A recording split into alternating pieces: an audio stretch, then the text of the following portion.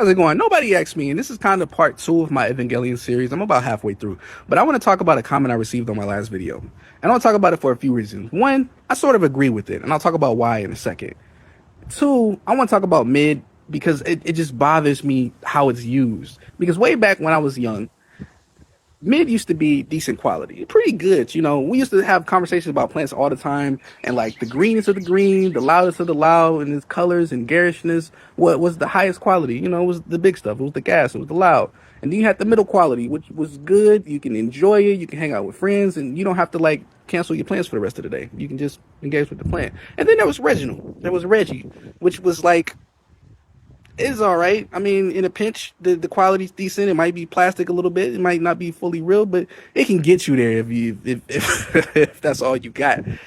But for some reason, the hypes took over the conversation, and then Reginald dropped out, and anything that wasn't loud and highest quality was mid. So mid became synonymous with not that good, and hypes took over. I think fandoms, especially anime, because anything that isn't peak is mid, and a 5 out of 10 is still a decent thing. I know grade wise is not, but a 5 out of 10 means it's average. You watched it, it was decent, maybe a little bit memorable, but you can move on from it. It's not necessarily something you're gonna talk about all the time.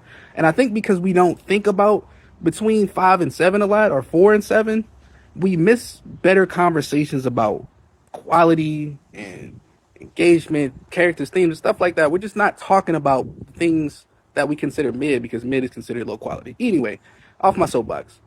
But the third thing is the reason why I kind of agree is because I notice now the children of Evangelion. And one of my favorites is Eureka 7.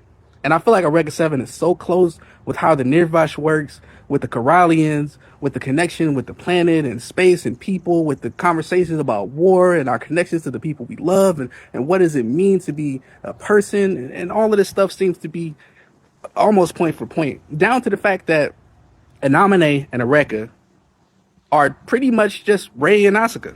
Like the same character archetypes. It's so interesting. And I just feel like Eureka 7 is just a more refined version of Evangelion. There's nothing wrong with that. I still love Evangelion. And even if it turns out to me that it ends up kind of being mid, between 5 and 7 of an anime by the time I end it, right now it's obviously like an 8 or 9 out of 10. It still is impactful. It still created so much and changed the industry in ways that a lot of modern anime can't. So it will always be a classic, it'll always be great, even if it is a 5 or 6 out of 10. No shade to the commentary, of course.